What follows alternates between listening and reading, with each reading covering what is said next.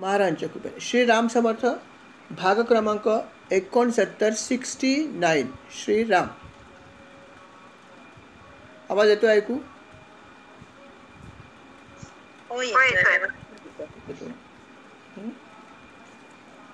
येतोय. सगळ्या बोललो चालत नाही. श्रीराम. ठीक आहे.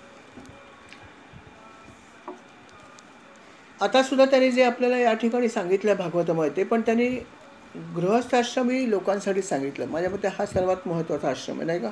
याच्यामध्ये बहुसंख्य लोक आहेत. त्यामुळे यात असलेल्या लोकांसाठी त्यांनी अजून काही उपदेश केला. तो काय केला त्या बघूया आपण. अर्थात हा जो उपदेश आहे, हा सगळा उपदेश जो आहे तो नारद मुनी करतात युधिष्ठिराला. आणि जागा आहे अर्थात युधिष्ठिर ज्या ठिकाणी राजसूय यज्ञ करत होता त्या ठिकाणी हा संवाद घडलेला आहे. आणि नारद मुनींनी काय सांगितलं ते आपण ऐकूया. श्रीराम. नारद मुनींनी सांगताना त्याला बरीच माहिती दिली आणि ते असंही म्हणाले की युधिष्ठिरा लक्षात ठेव की अन्नदानाला फार फार महत्त्व आहे. अन्नदान जेव्हा जेव्हा जिथे जिथे करता येईल करायची संधी सोडू नको. कुठलंही आपण एखाद्या व्रत वैकल्य केले की शेवटी आपण बघतो की अन्नदान असतं, ब्राह्मण भोजन देतो. तर अन्नदान करण्याला खूप महत्त्व आहे. तेव्हा ते तुला जेव्हा जेव्हा करायची संधी मिळेल तू जरूर कर. त्यातून तुला खूप पुण्य मिळू शकतं आणि मिळतंच. दुसरा तरी महत्त्वाचा एक भाग सांगितला की जेव्हा आपण तर्पण करतो किंवा श्राद्धपित्र करतो, हे सगळं हे करत असताना त्यांनी सांगितलं एक गोष्ट तुम्ही करू नका. काय करू नका? तर श्राद्धाच्या वेळेस मांस अर्पण करू नका असं त्यांनी दिलं. आता या ठिकाणी गंमत अशी आहे की असं तर आपण देवदिकाचं कार्य करताना मांस साधारणपणे कुठे आपण वापरतच नाही, चालत पण नाही आपले तामसी पदार्थ. परंतु कधी कधी काही लोक असं पण अर्पण करतात. तर त्यांनी असं स्पष्ट सांगितलं की तुम्ही मांस वगैरे अजिबात या ठिकाणी अर्पण करू नका. पितरांना अजिबात मांस अर्पण करायचं नाही. आणि त्याच्यासाठी मांस अर्पण करताना अर्थात तुम्हाला पशुची हत्या पण करावी लागते. तुम्ही करत नसाल पण ज्याच्याकडून तुम्ही परचेस करता तो पशु हत्या करतोच ना. त्यामुळे तुम्ही अशी हिंसा करू नका. ही हिंसा करून जर तुम्ही ते अन्न जर बनवलं त्याचं आणि ते जर अर्पण केलं तर याच्यामुळे तुम्हाला काही चांगला लाभ होणार नाही. हे असं बिलकुल करू नका. त्याने असं स्पष्ट दिलं. आणि स्वतः तर भक्षण करूच नका आणि अर्पण पण करू नका. श्राद्धाच्या वेळेस हे तुम्ही टाळा. काही लोक असं करतात बाबा की नाही त्यांना फार आवडायचं म्हणून केलं. परंतु इथे भागवतात स्पष्ट शब्द सांगितलं की तुम्ही पितरांना हे जिवंत असेपर्यंत काय करायचं ते करा, द्या उलट त्यांना. त्यांचं जे काय तृप्ती आहे ती तुम्ही त्यांना जिवंत असताना शरीरात असतानाच करा. पण नंतर तुम्हाला जर अर्पण करायचं असेल तर मांस अर्पण करू नका. हे त्यांनी अगदी स्पष्ट दिलं. हा एक त्यांनी महत्त्वाचा भाग सांगितला माझ्या मते. त्याच्यानंतर त्याने अजूनही बरेचसा उपदेश केला आहे. त्यामुळे त्यांनी असं सांगितलं की मनुष्याला अनेक प्रकारची दुःख होतात. खूप प्रकारची दुःखाचं प्रमाणच कदाचित जीवनामध्ये जास्त असू शकतं. आणि त्याच्यामध्ये अर्थात 3 प्रकारची दुःख मुख्य आहेत. एक दुःख जे आहे ते आधिभौतिक आहे. या दुःखावर विजय मिळवायचा असेल तर दयेने मिळवा. आधिदैविक आहे, त्याला समाधीने मिळवा. आणि आध्यात्मिक दुःख पण आहे ज्याला योगबलाने तुम्ही जिंकू शकता. आता या तिन्हीचा अर्थ असा आहे की आधिभौतिक म्हणजे काय की जे नॅचरल क्लॅमिटीज येतात किंवा नैसर्गिक जे काही घटना घडतात त्यातून जे काही दुःख निर्माण होतं, मग जसं भूकंप असेल, सुनामी असेल, हे जे काय आहे याला आधिभौतिकतेने म्हणलं आहे. तर अशा दुःखाला जे आहे अर्थात तुम्ही सहन करू शकता. त्याच्यासाठी अनेक गोष्टी करायला पाहिजेत. दुसऱ्या प्रकारचं जे दुःख सांगितलं की आधिदैविक दुःख आहे, ते अर्थात त्याचा अर्थ असं झालं की माझं प्रारब्ध जे आहे ते प्रारब्धाने येणाऱ्या दुःखाला आधिदैविक असं म्हणलं होतं. आणि तिसरं जे दुःख की आध्यात्मिक दुःख आहे.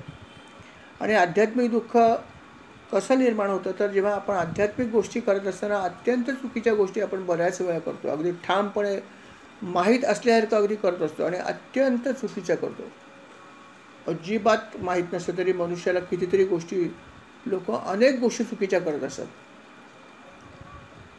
आणि असं जेव्हा आपण चुकीचा आध्यात्मिक भाग करतो तेव्हा त्याचं तुम्हाला पुण्य तर नाही लावत, पापच लागतं तुम्हाला. आणि त्यातून जे काही दुःख निर्माण होतं चुकीचं केल्यामुळे ते आधी दैविक, आधी आध्यात्मिक आहे, हे लक्षात ठेवा. म्हणून तुम्ही हे लक्षात ठेवा की अध्यात्म मार्गात सुद्धा जर तुम्हाला जायचं असेल तर योग्य माहिती घ्या. अशा प्रकारे मी एखादी गोष्ट करू, देवाचं मला अमक्या देवाचं मला अमकं करायचं, कसं करू, काय करू नको हे पहिलं ओळखून घ्या. काय केलेलं चालत नाही हे माहीत करून घ्या. पण मी असं स्वतः पण खूप ठिकाणी बघितलं आहे की लोक अगदी सर्रासपणे अनेक गोष्टी चुकीच्या करतात आणि सर्रासपणे त्यांना सांगायची काही सोयच नाही. उलट आपण जेव्हा कधी गेलो, कधी समजा त्या व्यक्तीकडे आणि सांगितलं, आपण जर व्यवस्थित जर केलं तर ते म्हणतात हे असं चुकीचं का करता तुम्ही, असं चुकीचं तुम्ही का करता, असं करायचं नसतं असं ते आपल्यालाच सांगतात. हा माझा वैयक्तिक अनुभव आहे की असं बऱ्याच ठिकाणी मला अनुभव आला. अरे तुम्ही हे असं करता, कमाल आहे, अहो असं नाही करत, असं कधीच करत नाही कोणी, तुम्ही हे चुकीचं करताय. आणि ते आपल्याला सांगतात असं करू नका, अशा पद्धतीने करायचं असतं, तुम्हाला लक्षात नसेल. आता बोला काय बोलायचं. तर त्यांना सांगून काय फायदाच नसतो, कारण ते चुकीचे करायची त्यांना सवयच असते आणि त्यांना हे वाटतं हेच बरोबर आहे. पण ते हा विचार करत नाहीत की जेव्हा समोरची व्यक्ती तुम्हाला सांगते अहो असं नाही करत, तर त्याला विचारा ना की काय चुकीचं आहे, की बाबा असं करत नाही, मग चुकीचं काय आहे, हे काय चुकीचं आहे आणि ते बरोबर काय, विचारा ना. विचारणार नाही. त्यांना त्याचा आनंद असतो की मला ज्ञान खूप आहे आणि तुमच्यापेक्षा ज्ञान मला जास्त आहे, हे त्यांना दाखवण्यात खूप आनंद असतो. म्हणून ते अगदी पहिलं अगदी ठामपणे अगोदरच सगळ्या चुकीच्या गोष्टी करून ठेवलेल्या असतात. म्हणतात आता हे ह्याच्या पुढे असं करू ना. अरे काय असं करू, कोणी सांगितलं असं करायचं. नाही आम्ही असंच करतो नेहमी, आमच्याकडे ही पद्धत आहे. अरे तुमच्याकडे पद्धत म्हणजे काय, पद्धत तुम्ही निर्माण केली आहे, काय पद्धत आहे ती नीट माहीत करून घ्या ना. पण असं होत नाही अनफॉर्च्युनेटली. मला हा वैयक्तिक अनुभव आहे खूप ठिकाणी. आणि म्हणून भागवतात पण त्यांनी सांगितलं की जेव्हा आध्यात्मिक गोष्ट तुम्ही करता तेव्हा विचारा त्या माणसाला की तुम्ही असं का करता, सांगा. एखादा तुम्हाला ब्राह्मण आला आणि म्हणाला की अशा पद्धतीने करा, तुम्ही करत नसाल, त्याला विचारा की असं का करायचं असतं, आम्हाला माहीत नाही. तो तुम्हाला समजावून सांगेल आणि मग तुम्हाला हे लक्षात येईल की तुम्ही किती चुकीचं करता. परंतु समोरच्या माणसावर कुरघोडी करतात, अहो तुम्हाला येत नाही म्हणून तुम्ही असं करताय. आता काय बोलायचं, कलियुग, दुसरं काही शब्द नाही. पण जेव्हा एखादा मनुष्य असं चुकीचं करतो त्याचं त्याला फळ मिळतं आणि ते फळ म्हणजेच त्याने म्हणलं की हे जे दुःख आहे आध्यात्मिक दुःख, हे आध्यात्मिक दुःख होऊ शकतं. त्याचं कारण असं की आपणच चुकीच्या पद्धतीने देवाची उपासना करतो.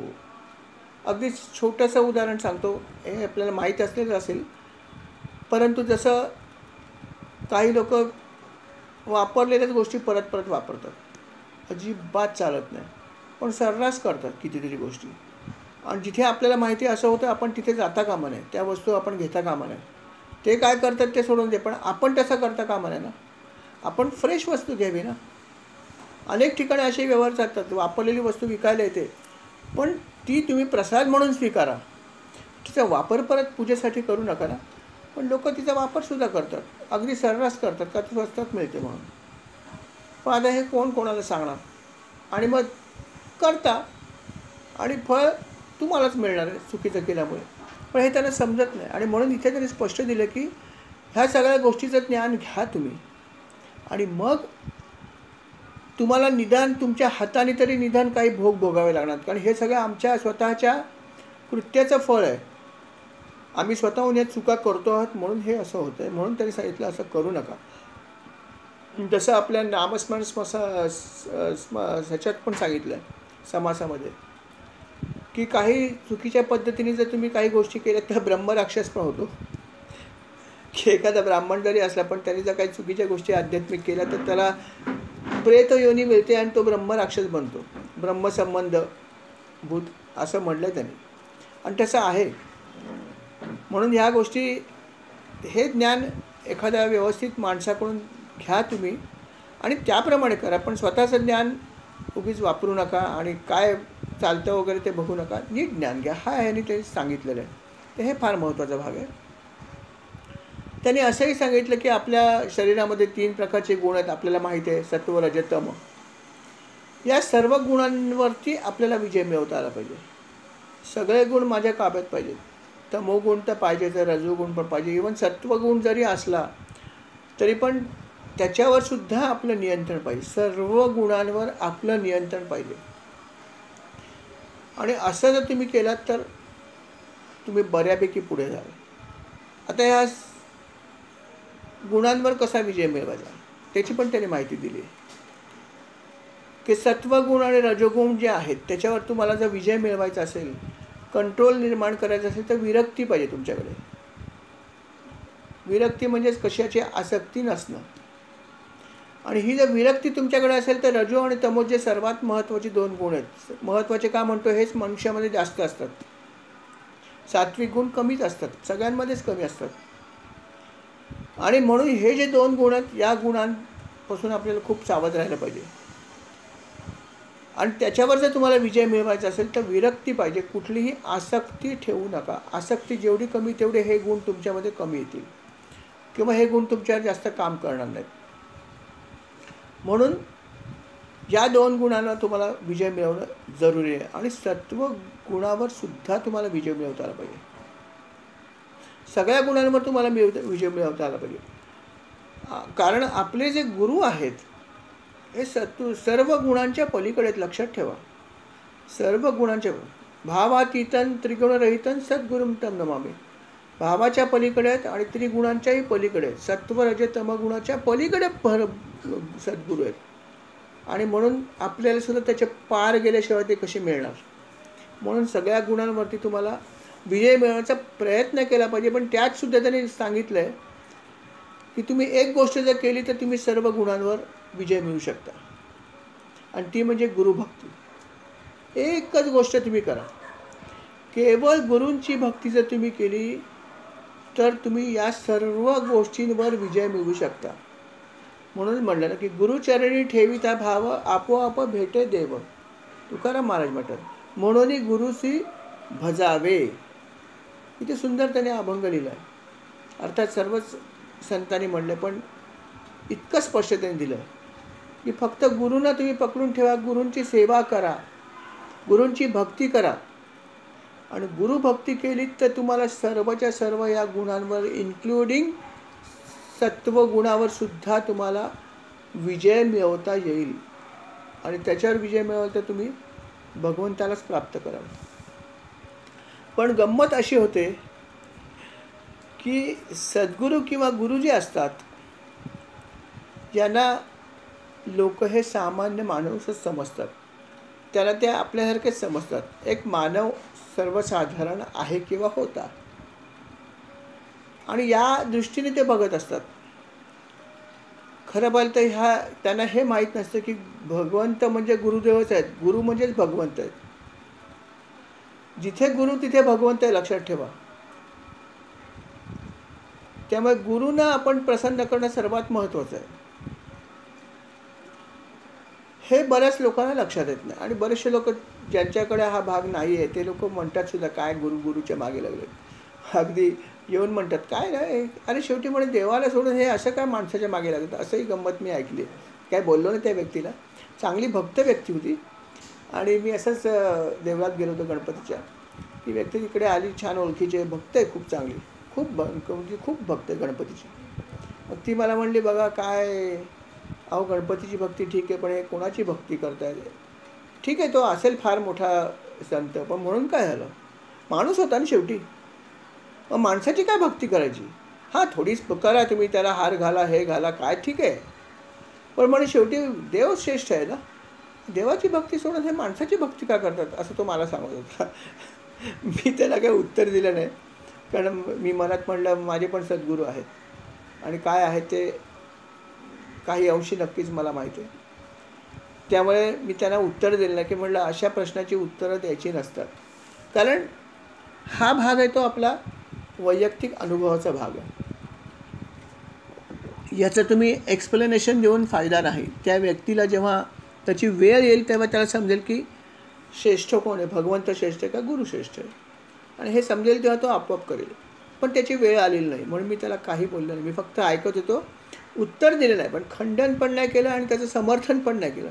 मी म्हटलं नाही हो, प्रत्येकाची श्रद्धा आहे, आपण कोणाविषयी न बोलणं हे बरं, असं एवढंच म्हणलं मी त्यांना. आणि म्हणून भागवतात त्याने हे म्हणलंय की आपल्या हृदयामध्ये ज्ञानाचा दिवा तेवत ठेवणारे गुरुदेव साक्षात भगवंतच आहेत. पण सर्व लोक सर्वसामान्य जे असतात, आता मी सर्वसामान्य हा चांगला शब्द वापरला. भागवतात त्यांनी म्हणलं की जो दुर्बुद्धी पुरुष त्यांना सामान्य समजतो त्याचं सगळं ज्ञान व्यर्थ गेलं. कठोर शब्दात त्यांनी सांगितलं की जो दुर्बुद्धी पुरुष गुरुदेवांना सामान्य मनुष्य समजतो त्याचे सर्व शास्त्रांचे श्रवण हत्तीच्या स्नानाप्रमाणे व्यर्थ होय. फक्त पाणी अंगावर ओतून घेणार, काही फायदा नाही. तसं किती शास्त्र शिका, पुराण शिका, पण हे समजून घ्या की गुरुना अत्यंत महत्त्व आहे, हे समजलं तरी भरपूर आहे. आणि असं भागवतात त्यांनी स्पष्ट सांगितलं आहे. भागवतात त्याने उपदेश करताना हेही सांगितलं की शेवटी आपल्याला ह्या अनेक गोष्टीपैकी हे जे षडरिपू आहेत याच्यावर आपल्याला मुख्य म्हणजे विजय मिळवायचा आहे. आणि तो जर तुम्ही विजय मिळवू शकलात तर नक्कीच तुम्ही भगवंताच्या जवळ जाल. जसा जसा तुम्ही त्या 6 शत्रूंवर जसा जसा विजय मिळवत जाल, ज्या ज्या प्रमाणात, तसे तसे तुम्ही भगवंताच्या जवळ येत राहाल. तुमचं अंतर भगवंताचं आणि तुमचं कमी होत राहील. पण त्याच्यासाठी हे 6 शत्रू मध्ये उभे आहेत हे लक्षात ठेवा. 6 पोस्ट आहेत, या 6 पोस्ट तुम्हाला जिंकायचे आहेत. ते 6 टप्पे जिंकला तर शेवटचा टप्पा आहे तो भगवंताचा आहे. आणि अर्थात हे खूप कठीण आहेत, कारण असं म्हणायला हरकत नाही की ते उंच आहेत आणि आम्ही खाली आहोत. जसं एखादं ठिकाण जिंकायचं असेल, ते ठिकाण जर उंचावर असेल आणि आपण जर खाली असो तर चढाई करणं कठीण जातं. वरून शत्रू सैनिक आरामात आपल्याला शूट करू शकतात. हे आपल्याला माहितीच आहे की जेवढी उंच ठिकाणं भारताच्या जवानांनी जिंकली कारगिलमध्ये वगैरे, किती कठीण लढाई होती की शत्रू वरती होता आणि वरून त्यांना सहज मारू शकत होतं. परंतु अतिशय निर्धाराने आपल्या भारतीय सेनेने सगळी ही कठीण जी जागा होती सगळ्या जिंकून घेतलं. किती त्यांनी बलिदान केलं. हे तसं आहे. तसंच हे जे आमचे शत्रू आहेत, षड रिपू, काम, क्रोध, लोभ, मद, मोह, मत्सर, हे सुद्धा असेच आहेत, उंचावर आहेत, आम्ही खाली आहोत. त्यामुळे आम्ही जेव्हा चढाई करायला बघतो, ह्याला जिंकायला बघतो, वरून मारा होत असतो सतत. अनेक प्रकारच्या आम्हाला वासना येतात आणि म्हणून आम्ही त्याच्याकडे वाटचाल करणं, त्यांना जिंकणं कठीण जातं. परंतु हे आपल्याला करायचंच, एवढं लक्षात ठेवा की हे आम्ही करणारच आहोत. आणि अर्थात त्याच्यासाठी भगवंताचा, गुरूंचा आपल्याला आशीर्वाद नक्की मिळू शकतो. फक्त आपण निर्धार केला पाहिजे. हा जर केला तर आपण हे सगळं नक्की करू शकतो, हे लक्षात ठेवावं. काही लोक अध्यात्म मार्गात प्रगती करण्यासाठी योग मार्गसुद्धा निवडतात. काही लोक वेगवेगळ्या प्रकारचे योग शिकतात. योगाने सुद्धा प्रगती होऊ शकते, परंतु तो आपल्याला कितपत जमेल हा विचार करा. कारण अनेक प्रकारचे योग आहेत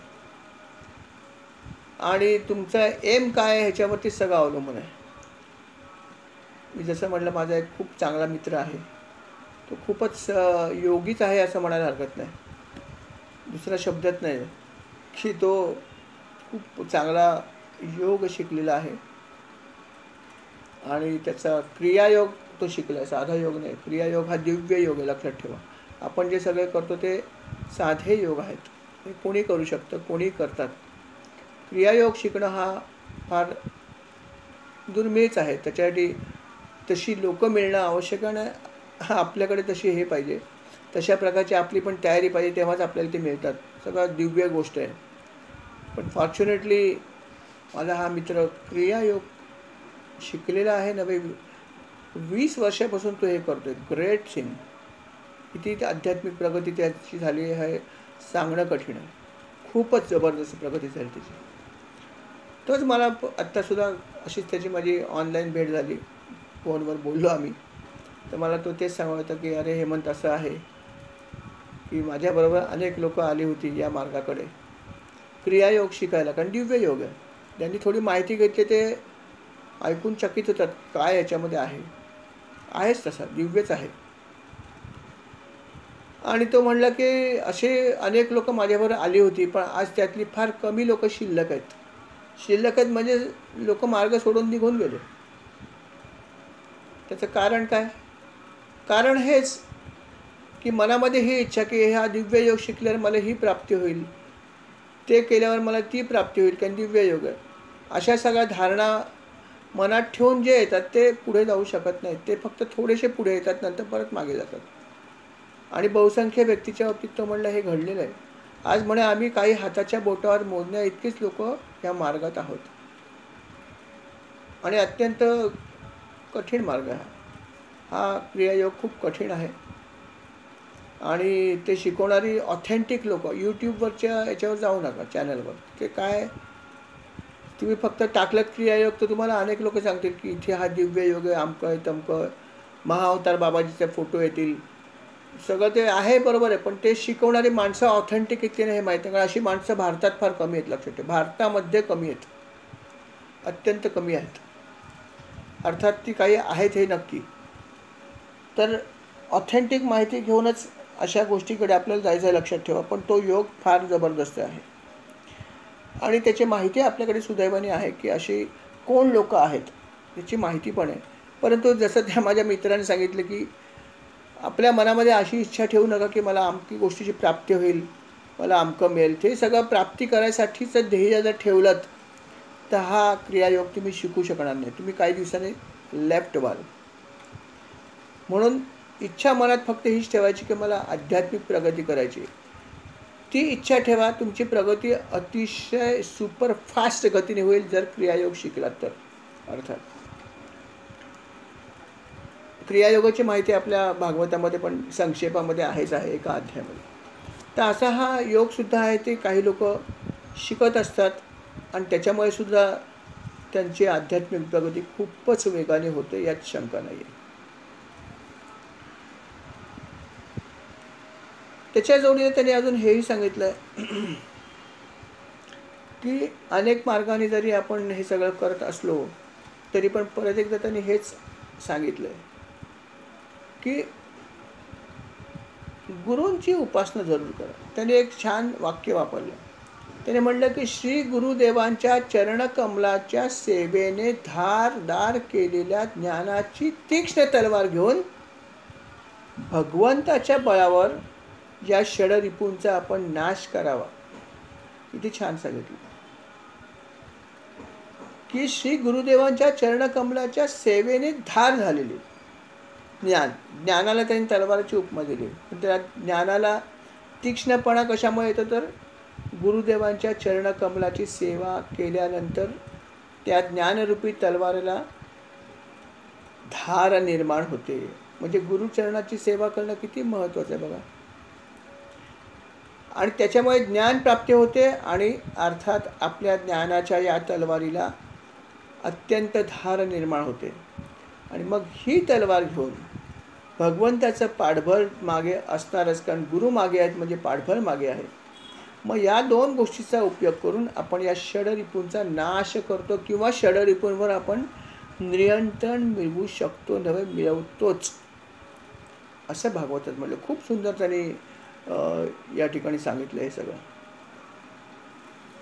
बाकी त्याने हेही सांगितलं की अनेक प्रकारे उपासना करून आपण अनेक वेगवेगळ्या ठिकाणी पोचतो, वेगवेगळ्या लोकांमध्ये पोचतो. अनेक प्रकारचे लोक आहेत. तिथं आपण बघितलं की किती प्रकारचे लोक आहेत. तल आहे, अतल आहे, सुतल आहे, असे अनेक प्रकारची लोक आहेत. त्या वेगवेगळ्या ठिकाणी तुम्ही जशी जशी उपासना आणि मनात इच्छा ठेवाल त्याप्रमाणे तुम्ही त्या त्या ठिकाणी पोचता, परंतु तिथून परत येता. कारण पुण्य संपलं की परत मागे येण्याशिवाय पर्याय नाही. आणि अशा प्रकारे बहुसंख्य लोकांची ही परिस्थिती होते की काहीतरी स्वर्गीय सुख मिळवायची इच्छा ठेवतात आणि मग ते विशिष्ट लोकात पोचतात, तिथून परत येतात आणि परत जन्म घेतात. असं बहुसंख्य लोकांचं होण्याची शक्यता असते किंवा होतंच, असंही त्यांनी म्हणलं. नारद मुनींनी युधिष्ठिराला जो उपदेश केला त्यामध्ये त्याने अजून एक खूप महत्त्वाचा भाग सांगितला आहे, खूपच महत्त्वाचा, की जर तुम्हाला भगवंताची उपासना करायची असेल तर त्याला द्रव्य कधी कधी लागतं, कधी कधी लागत पण नाही. द्रव्य घेऊन सुद्धा करता येते, नाही असं नाही, पण ते द्रव्य घेताना निषिद्ध मार्गाने आलेल्या द्रव्याचा उपयोग करू नका किंवा निषिद्ध मार्गाने घेऊ पण नका. जसं मला आता समजा सार्वजनिक पूजा करायची, सत्यनारायणची समजा उदाहरणार्थ मला पूजा करायची आहे, ती पण जाहीर करायची, समजा मंडळामध्ये करायची एखाद्या किंवा एखादं मंडळ करणार आहे. मग आता सार्वजनिक पूजा करायची म्हटल्यावर तुम्हाला माहिती आहे कशी होती ती. मोठा स्पीकर लावतात, काय काय काय काय असतं, महाप्रसाद ठेवतात, काय ठेवतात, जे काय असेल ते. त्यासाठी पैसे कुठून आणणार? द्रव्य लागतं ना. मग द्रव्य कुठून आणणार? मग मी काय करणार? मी माझे 2-4 मित्र गोळा करणार आणि घरोघरात फिरणार, ओ पूजा आहे, महाप्रसाद ठेवला आहे, द्या चला, किती देणार बोला. बघा अगोदरच्याने इतके दिले, तुम्ही एवढे कमी दिले तुम्ही घेणार नाही. आधीच्या पावत्या बघा कशा आहेत, तुम्ही इतके कमी दिले तर नाही चालणार, इतके कमीत कमी पाहिजे, तुम्हाला काय कमी आहे. असं करून मी घराघरात जाणार, बिल्डिंगच्या, चाळीच्या, त्याच्या पुढे जाऊन मी दुकानामध्ये जाणार आसपास एरियातल्या, चला काढा वर्गणी, चला, काय देवाला तुम्ही नाही म्हणता पाप लागेल, हे माझे शब्द. मग लोक नाईलाज तर देतात, देवाचं आहे म्हणून काही घाबरून पण देतात. काही लोक म्हणतात अहो किती लोकांना आम्ही देऊ, तुम्ही आला, दुसरे पण काही लोक येतात अजून, त्यांचे पण उत्सव आहेत, आम्ही कोणाकोणाला देऊ ते मला माहीत नाही, आम्हाला काहीतरी द्यावीच लागतील. लोक म्हणतात देवाचं आहे आणि कुठे परत त्यांच्याशी वाद घाला, त्याच्यापेक्षा घे 2 पैसे आणि जा. आणि मग मी विचार काय करतो, अरे मी पैसे काय माझ्या स्वतःसाठी थोडे घेतलेत, मी देवासाठी घेतलेत ना. माझं काय मी घरी वापरत नाही, ती गोष्ट बरोबर, घरी नाही पण वापरणार कदाचित. पण अशा द्रव्य घेऊन जर तुम्ही उपासना केली तर ती उपासना तुम्हाला निषिद्ध आहे असं त्यांनी सांगितलं, स्पष्ट शब्दात दिले भागवतामध्ये. म्हणून तर म्हटलं की सर्वसामान्य लोकांनी हे ज्ञान घेतलं पाहिजे, की जेव्हा तुम्ही अशा सगळ्या गोष्टी करता, धार्मिक उत्सव करता, स्वेच्छेने आलेले पैसे जरूर घ्या, त्याच्यामध्ये काहीच प्रश्न नाही आहे. पण जेव्हा अशा प्रकारे घरोघरी जाऊन, प्रत्येक दुकानात जाऊन, ठिकठिकाणी जाऊन, जेव्हा अशा प्रकारे तुम्ही जेव्हा ही खंडणी गोळा केल्यासारखी जेव्हा तुम्ही गोळा करता आणि मग उत्सव जर करता, तर असा उत्सव मान्य नाही आहे परमेश्वराला, निषिद्ध. नारद मुनीने सांगितलं की निषिद्ध मार्गाने जर द्रव्य घेऊन जर तुम्ही केलं तर ते चालत नाही, त्यापेक्षा ते कर्म न केलेलं चालेल. नाही आहे माझ्याकडे काय देवा, मला पूजा करायची तुझी, माझ्याकडे जे आहे ते मी अर्पण करीन, चालेल. भगवंत काही म्हणत नाही.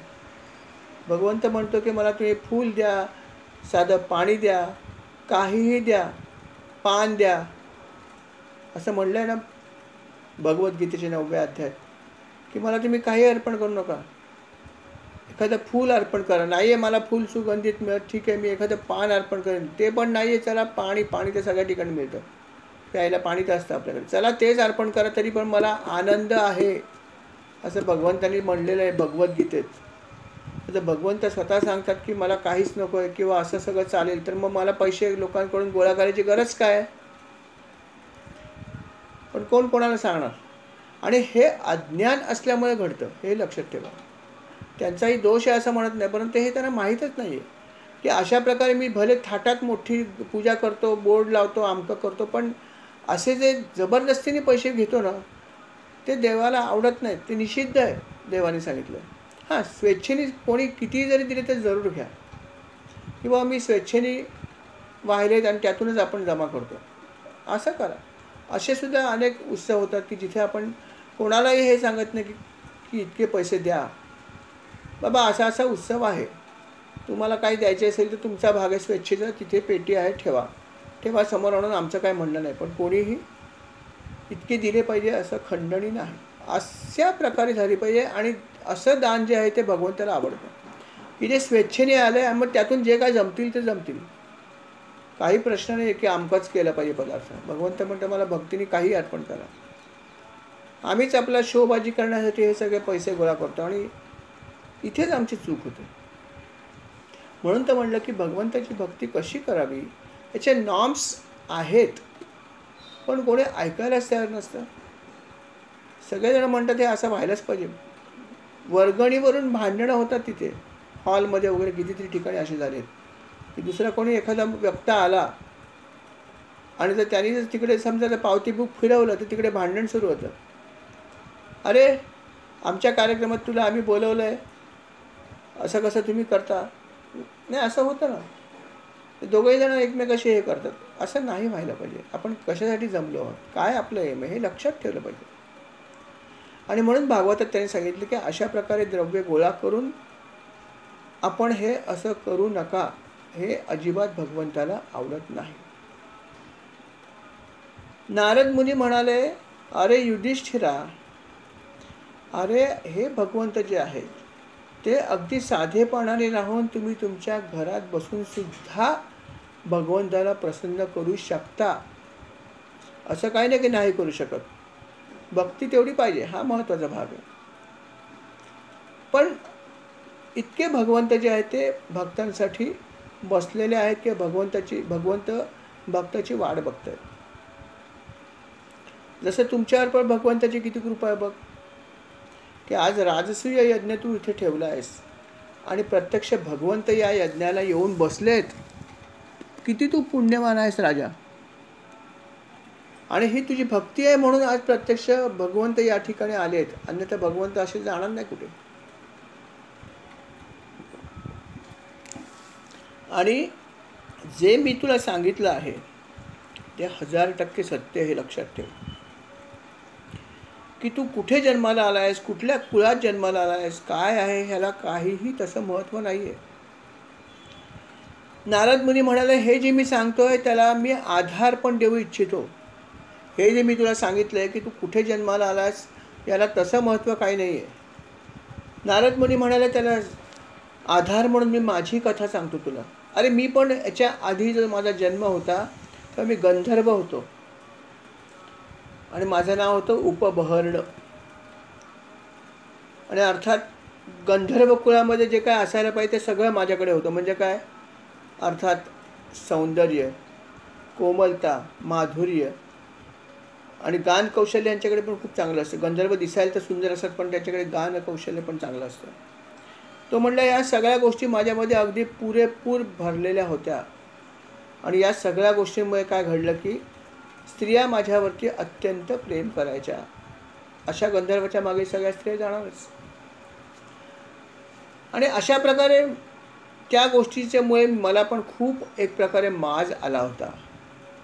आणि मी माझ्या या गंधर्व योनीमध्ये असताना अत्यंत विलासी बनलो, भगवंताला विसरूनच गेलो आणि विलासी जीवन मी जगत होतो.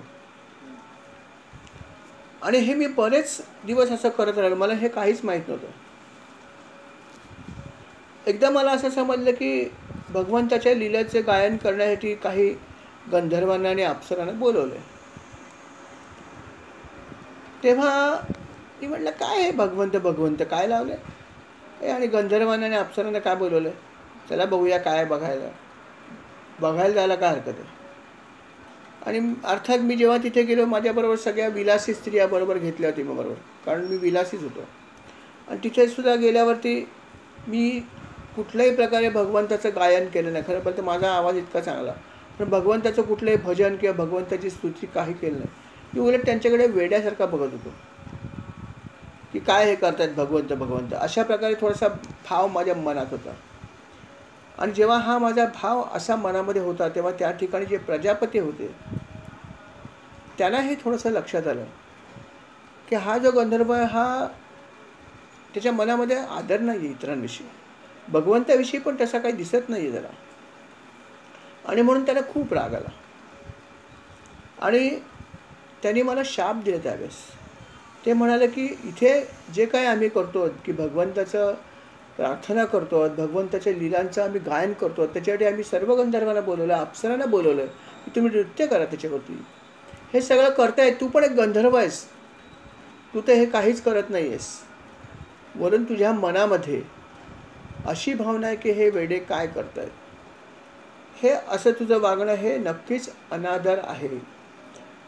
तुला खूप गर्व झाला आपल्या या सौंदर्याचा, आपल्या या गायन कलेचा, सगळ्याचा तुला गर्व झाला म्हणून तू भगवंताला विसरतोस आणि इतरांचा अनादर करतोस.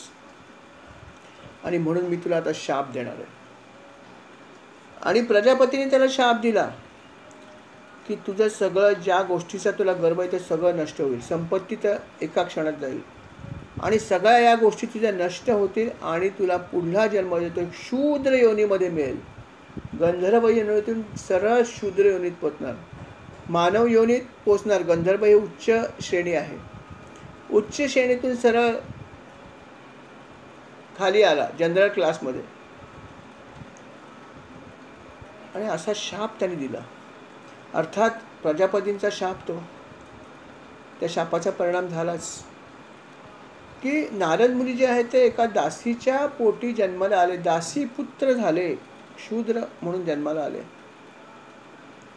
परंतु त्याचं नशीब किती चांगलं होतं बघा. किंवा असं म्हणा की ज्या काही त्याचे अपराध घडले होते नारद मुनींची, ते त्याच्या लक्षात होते की आपण काय अपराध केलेत. आणि म्हणून काही काही लोकांचं जेव्हा असं ज्ञान असतं हे पूर्वजन्मीचं, तेव्हा ते लोक त्या गोष्टी परत चुका त्या करत नाही, त्या सुधारतात. तसं नारद मुनींना सुद्धा हा जन्म जरी मिळाला शूद्रांचा, तरी पण जेव्हा त्यांना संधी मिळाली, काही महात्मे जे होते उच्च दर्जाचे महात्मे किंवा गुरुपदाला लायक असलेले असे काही जेव्हा संन्यासी तिथे आले, त्यावेळेस त्यांची सेवा करण्याची संधी नारद मुनींना त्या जन्मात मिळाली. अर्थात त्याची आई तिथे होतीच नारद मुनींची, आणि ते तिथे राहिले सत्पुरुष, कळलं की नाही. आणि त्यावेळेस त्याच्या आईनी आणि नारद मुनींनी स्वतःसुद्धा त्यांची खूप सेवा केली अशा या महात्म्यांची. आणि त्या पुण्यामुळे ते सगळे त्याच्यावर खुश झाले. अर्थात की इतकी सेवा आपली हा करतो आहे क्षुद्र असून. आणि त्याच्यामुळे त्याला जे पुण्य मिळालं, त्या पुण्यामुळे पुढचा जन्म जो आहे तो ब्रह्मदेवाच्या पोटी झाला. बघा नारद मुनी कुठून कुठे गंधर्व योनीमधून अनादर दाखवल्यामुळे शूद्र योनीत आला. आणि शूद्र योनीत त्यांनी इतकी भक्ती केली महात्म्यांची, म्हणजे गुरूंचीच पकड एक प्रकारे, इतकी सेवा त्यांनी केली की त्या पुण्यामुळे सरळ त्याला पुढचा जन्म ब्रह्मदेवांच्या पोटी मिळाला किंवा ब्रह्मदेवाचे ते पुत्र मानले गेले. इतकं पुण्य मिळालं फक्त त्यांनी महात्म्यांची सेवा केली म्हणून. यातून त्यांना सांगायचे हे आहे की तुम्ही कुठल्या जरी ठिकाणी जन्माला आलात तरी पण तुम्ही सुद्धा भगवंताचे लाडके होऊ शकता. फक्त तुम्ही सेवा करा चांगल्या प्रकारची. हे त्यांनी स्वतःचं उदाहरण मुद्दाम त्यांनी युधिष्ठिराला दिलं की हे तू लक्षात ठेव. अशा प्रकारे भगवंताची भक्ती तुम्ही कुठेही जरी जन्माला आला असाल तरी पण करू शकता. जर भगवंताची भक्ती तुम्ही मनपूर्वक केली, निश्चय केली, तर जसा मला माझा उद्धार झाला तसा तुमचासुद्धा नक्की होऊ शकतो, यात शंका नाही. आणि युधिष्ठिरा तू तर अतिशय नशीबवान आहेस की तुझ्याकडे तर प्रत्यक्ष भगवंतच आहेत. आता इथे असलेले लोक सर्व जे आहेत ते श्रीकृष्णाला भगवंत मानत नाहीत. अर्थात काही अपवाद सोडली तर. हे तो त्याला खाजगीमध्ये सांगतोय, लक्षात ठेवा. युधिष्ठिर जो आहे त्याला नारद मुनीने काही खाजगीमध्ये जो उपदेश केला त्याच्यात ते म्हणतात की तू नशीबवान आहेस की प्रत्यक्ष भगवंताचा सहवास तुला लागला आहे. परंतु या भगवंताला इथली बहुसंख्य लोक सामान्य व्यक्ती समजतात. गवळ्याचा मुलगा आता राजा झाला तरी काय झालं, पूर्वीचा कोण होता, असं समजणारे भरपूर लोक आहेत. परंतु तू सुदैवी आहेस की तू हे समजून घे की जो भगवंत कोणालाही प्रसन्न होत नाही सहजासहजी, असा भगवंत आज सगुण साकार रूपात तुझ्या राज्यामध्ये नव्हे, तुझ्या या राजसूय यज्ञासाठी इथे उपस्थित राहिला आहे. तेव्हा त्यांना विनंती कर की आजच्या ह्या यज्ञासाठी तुम्ही यजमान म्हणून इथे पद स्वीकारा आणि मुख्य त्यांची पूजा करायची ती व्यक्ती म्हणून आम्ही तुम्हाला निवडत आहोत. तरी माझ्या ह्या विनंतीचा आपण स्वीकार करावा आणि अग्रपूजेचा मान आपण घ्यावा. हे तू भगवान श्रीकृष्णाला सांग. अर्थात जेव्हा नारद मुनीने अशा प्रकारे युधिष्ठिराला सांगितलं, अर्थात युधिष्ठिराच्या मनामध्ये ती भावना होतीच होती, परंतु तिथे इतर जी लोक उपस्थित होते, जसे भीष्माचार्य होते, द्रोणाचार्य होते, कृपाचार्य होते, ज्येष्ठ लोक अनेक होते, जे वयाने आणि ज्ञानाने पण ज्येष्ठ होते, म्हणून थोडंसं त्याला हे झालं होतं. आणि अनेक लोकांचं म्हणणं होतं की भीष्माचार्यांनाच अग्रपूजेचा मान द्यावा किंवा द्रोणाचार्यांना द्यावा, जे त्यांचे सगळ्यांचेच गुरु होते. त्यामुळे त्या सर्व लोकांना नाही कसं म्हणावं हा प्रश्न थोडासा जो आहे तो युधिष्ठिरासमोर आला होता. परंतु नारद मुनीने असं सांगितल्यानंतर त्याच्या मनातल्या सगळ्या शंका संपल्या. किंबहुना त्याचं मन जे आहे ते या ठिकाणी दृढ झालं की नाही, या पूजेसाठी अग्रपूजेचा मान जो आहे तो मी भगवान श्रीकृष्णांनाच देणार आहे, हा निश्चय त्यांनी केला. आणि हा निश्चय त्यांनी केला आणि त्याप्रकारे त्यांनी भगवंताला विनंती केली की हे देवा, तूच या ठिकाणी हा अग्रपूजेचा मान घे. ही माझी विनंती सर्व पांडवांकडून नव्हे, सर्व उपस्थितांकडून आपल्याला आहे, तेव्हा याचा स्वीकार करावा. अर्थात अशा प्रकारे युधिष्ठिराने जेव्हा विनंती केली भगवान श्रीकृष्णांना, तेव्हा भगवान श्रीकृष्णाने त्या विनंतीचा अर्थात स्वीकार केला. आणि मग भगवंताची पूजा युधिष्ठिराने, सर्व पांडवांनी आणि सर्वांनीच त्या ठिकाणी केली. आणि भगवंताचा आशीर्वाद घेऊन मग तो यज्ञ पुढे संपन्न झाला. परंतु यामध्ये सर्वात महत्त्वाची गोष्ट म्हणजे नारद मुनीने जो उपदेश केला आहे तो खूप सुंदर असा उपदेश युधिष्ठिराला मिळाला. आणि अर्थात तो जो आहे तो खरोखर घेण्यासारखा आहे. अशा प्रकारे या 7व्या भागामध्ये त्यांनी आपल्याला हे सुंदर असं गृहस्थाश्रमातल्या लोकांनी कसं वागावं ह्याची खूप सुंदर अशी त्यांनी आपल्याला माहिती दिलेली आहे. आणि या ठिकाणी मला असं वाटतं की आपण ह्या भागाला स्वल्पविराम घ्यावा, कारण पुढे जो एक भाग आहे त्याच्यामध्ये खूप वेगळ्या प्रकारची माहिती आहे. थोडीशी माहिती आहे त्याच्यामध्ये, मनु संदर्भात थोडीशी माहिती आहे, ती आपण थोडीशी घेऊया, अजून हरकत नाही, थोडं वेळ आहे, अजून 5 मिनटं. त्याने अजून एक थोडीशी माहिती दिली होती, ती म्हणजे की मनु जे आहेत, आपल्याला माहिती आहे की अनेक प्रकारची मन्वंतर होऊन गेली. त्या मन्वंतरामध्ये प्रत्येक मन्वंतराला वेगवेगळा मनु होता. एका ठिकाणी स्वयंभू मनु होता. आणि जेव्हा मनु वेगळा असतो तेव्हा इंद्र पण वेगळा असतो. असे वेगवेगळे मनु होऊन गेले. जसं स्वयंभू मनु प्रसिद्ध आहे.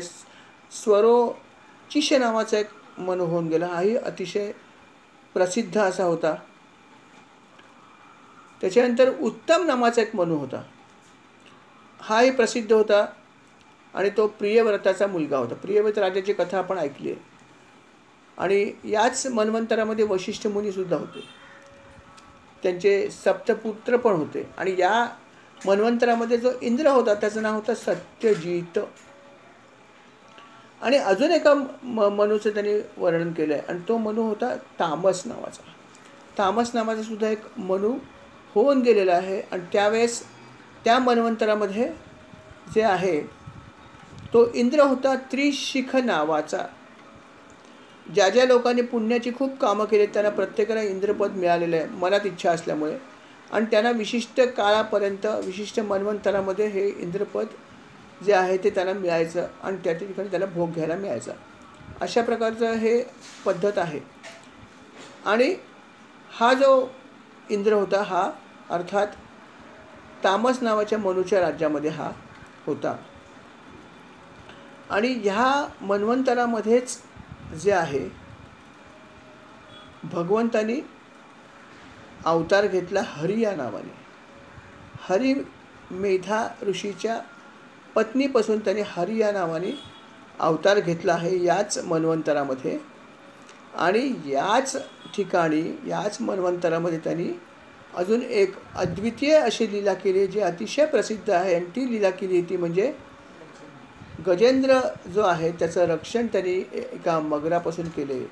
हे पण याच मन्वंतरामध्ये घडलं होतं. अशी माहितीसुद्धा जी आहे ती व्यासमुनींनी परीक्षिताला दिली. आता परत व्यासमुनी आणि परीक्षितांचा संवाद सुरू झाला. आणि व्यासमुनींनी ही माहिती दिली की हा मन्वंतर तसं महत्त्वाचं आहे कारण भगवंतांनी हरी या नावाने अवतार घेतला होता. आणि हे असं पण घडलं होतं की गजेंद्राच्या बाबतीत असं घडलं होतं. तेव्हा अर्थात युधिष्ठिर अर्थात परीक्षित राजा म्हणाला की अर्थात मला ती कथा ऐकायला नक्कीच आवडेल की ज्यामध्ये गजेंद्राचा कशा प्रकारे उद्धार केला भगवंतानी किंवा त्याच्यावर कसं संकट आलं होतं, ही कथा आम्हाला तुम्ही जरूर सांगा अशी विनंती अर्थात जी आहे ती परीक्षित राजाने केली.